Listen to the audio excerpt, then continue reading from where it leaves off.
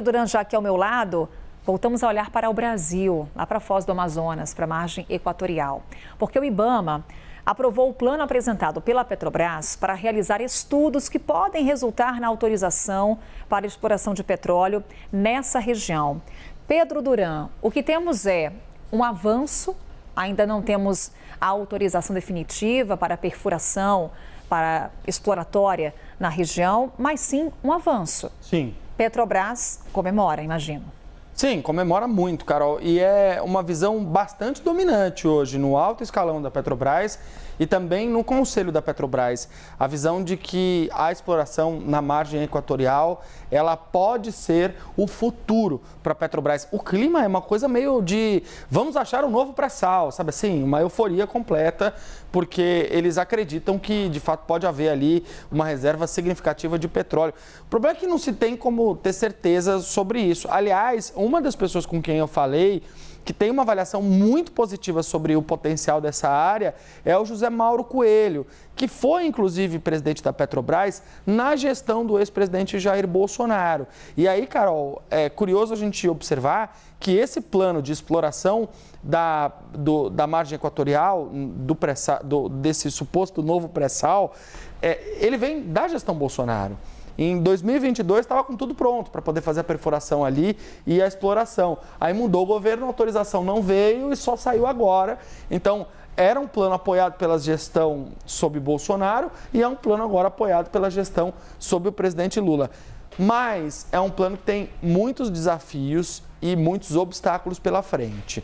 A gente preparou uma tela que mostra exatamente quais são esses 8 obstáculos para a exploração de petróleo na margem equatorial. Primeiro, a incerteza sobre reservas. Há uma dúvida de quanto de petróleo teria naquela localidade e se esse petróleo é rentável. Se vale a pena você montar um aparato, uma baita estrutura para poder para poder extrair esse petróleo.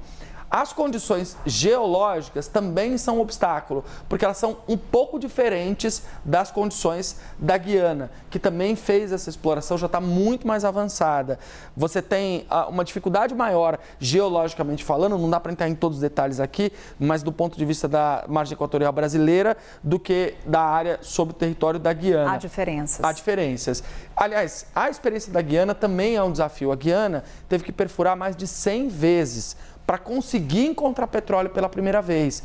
Então, se a experiência da Guiana já traz esse obstáculo, imagina num lugar onde você tem condições geológicas piores do que essas, né? Agora, do ponto de vista da experiência econômica da Guiana, há, nesse momento, uma grande empolgação por parte, inclusive, dos políticos brasileiros. Sim, porque lá deu certo, mas não há nenhuma garantia de que a gente vai ter a mesma condição de exploração do que a Guiana teve. Aliás, o investimento inicial também é um obstáculo importante. Não que a Petrobras não tenha dinheiro para fazer isso, tem, mas você vai se lembrar, o Eike Batista, né, toda a investida que ele fez para fazer a exploração de petróleo e tudo mais, e o dinheiro acaba, uma hora o investimento acaba. Então você não tem nenhuma certeza de que aquele dinheiro investido vai conseguir dar conta de já trazer um resultado, porque petróleo é um mundo incerto. Há impactos ambientais, especialmente no que diz respeito a Recife de corais. Isso, obviamente, pode provocar um movimento de resistência muito grande por parte dos ambientalistas e também um impacto para a natureza, que não deixa de ser algo que pode prejudicar a imagem da Petrobras, não só aqui no Brasil, mas também fora do Brasil, já que é uma companhia internacional. Resistências dos órgãos reguladores. Tudo bem, o IBAMA deu ok para o início dos estudos, mas há uma visão técnica dos técnicos do IBAMA de que a exploração da foz do Rio Amazonas, ela não é positiva para o meio ambiente. Então, por mais que você tenha, no final das contas, uma autorização para o estudo, isso passou por um desgaste político muito importante. E não é só o IBAMA, a gente está falando aqui também do Ministério do Meio Ambiente, Marina Silva, há outros movimentos para isso. Questionamentos políticos sobre essa decisão de explorar a foz do Rio Amazonas. Há uma defesa por parte de um grupo de políticos, mas também há questionamentos que podem virar, inclusive, protestos mais evidentes.